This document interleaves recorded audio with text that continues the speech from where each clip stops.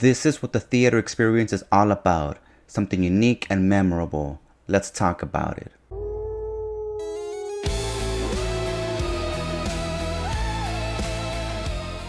A loyal dog moves to a rural family home with its owner, only to discover supernatural forces lurking in the shadows. As dark entities threaten his human companion, the brave pup must fight to protect the one he loves the most. Good Boy was directed by Ben Leonberg, and this is his directorial debut, and it was co-written by himself and by Alex Cannon. This film is one of the reasons why I truly enjoy seeing movies in theater. This brings a whole different approach to filmmaking, and the experience was amazing itself. Films like these are fully immersive, and honestly, it just makes you forget everything around the world for about an hour or two. There were only 2 showings on the day that I went to go see this film in theater, and it was actually pretty packed. People all around were having a great time, to the point where they were actually trying to respect the theater in the sense that whenever it got quiet, people would stop eating and munching their popcorn and their candy and their soda, just so we can all experience the same thing in the film.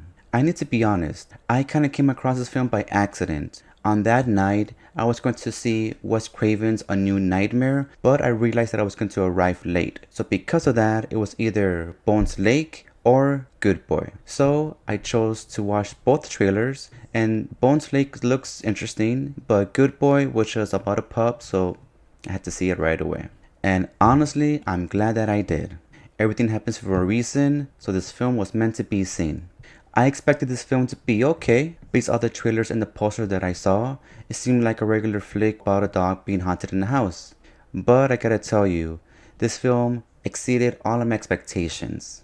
And to me, what's even more outrageous and more outstanding is knowing that this is the director's first film. And now I'm catching myself telling all of my friends to go see this movie in theater right away. Because trust me, you will not be disappointed. The pup's character's name is Andy, and believe it or not, he was not trained at all for this film. The director used his own dog for the entire film. It took the director about 3 years to make this movie, and it took him about 400 days for principal photography. Props to you, my man, for going above and beyond for this. You gotta love when a filmmaker gives their all to a project, and the cherry on top here is that the film is pretty freaking good. To the director Ben, this is honestly something to feel really accomplished and proud of. The final product is just phenomenal in theater, but how dare you make me jump twice.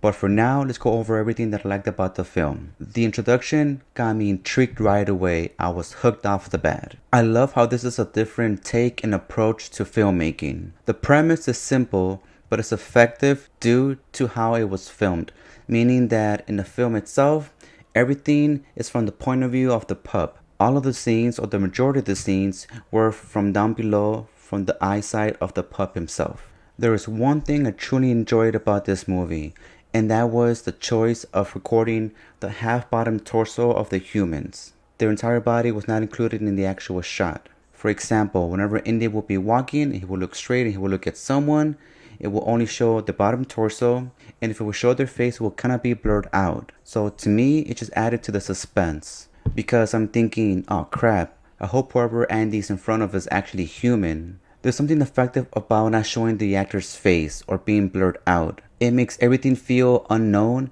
and you get creeped out by it. And despite not being able to see them all the time, like I said, only the bottom torso, but when you do, they are pretty good actors and they all did a phenomenal job.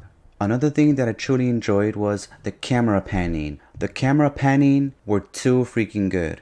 This all just added to the momentum, especially in the dark scenes. I loved all the long camera shots and it just added to the suspense. It's low on dialogue, but it heavily relies on the scenery, the imagery, and the dog's motions and his reactions.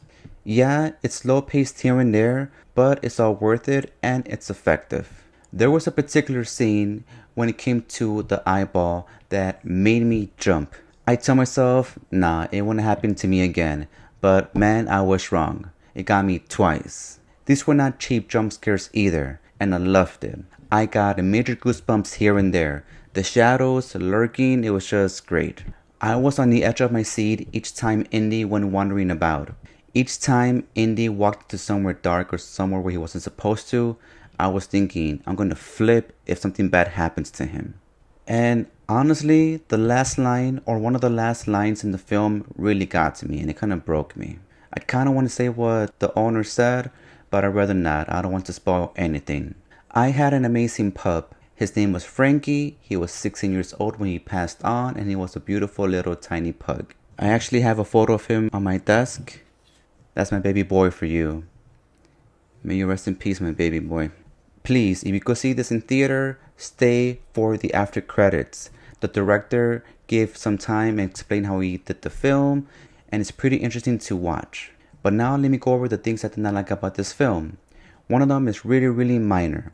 It's just how certain scenes or some minor tiny scenes felt somewhat repetitive as to how they were directed. I guess I understand it because it is a pup and you can only do so much with him. And the other thing that kind of threw me off was that how Indy, in one scene he was in one place and then the next scene he was somewhere else. But other than that, to me this film is pretty darn good. So this all leads me for my rating for this film, and out of 5 stars, I would give it a 4.8.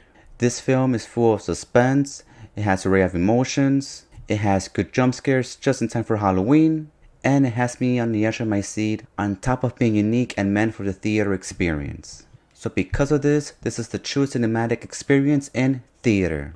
Catch it in time for Halloween to see everyone's reaction around you and maybe with your friends too. But of course, if you're like me, if you like to purchase your movies, then get it in 4K or in VOD for your digital format collection. Well, thank you my cinematic family. Please hit the subscribe button, maybe the like button if you enjoyed this video. Let me know your thoughts on Good Boy or if you plan on seeing it anytime soon. I am Chewy. Take care. I'll see you next time. Really quickly though, remember to cherish every moment that you have with your pets. You gotta protect them at all costs.